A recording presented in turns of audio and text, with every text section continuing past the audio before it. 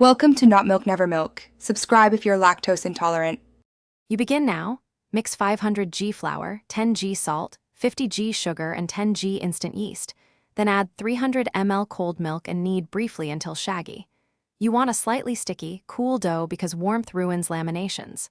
Once mixed, shape into a disc, wrap and chill 30 minutes so gluten relaxes. Meanwhile, prepare a 250 g cold butter block flattened between parchment.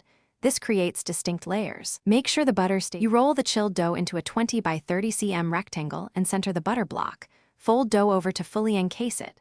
Once enclosed, perform a single letter fold, roll out gently, then do 2 more single turns, 3 turns total, resting 30 to 40 minutes in the fridge between each. This builds layers. The colder the dough, the sharper the layers become. Make sure to keep everything at 4 to 8 degrees C. If butter softens, it will smear and collapse the lift.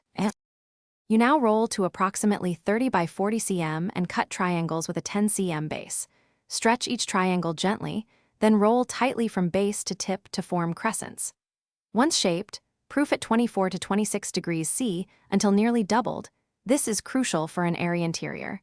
Then brush with egg wash and bake at 190 to 200 degrees C for 15 to 18 minutes until deep golden.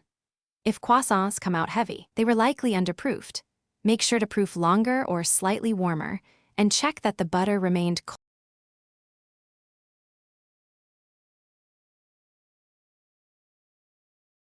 Thanks for watching. If this was helpful, leave a like and consider subscribing. See you next time.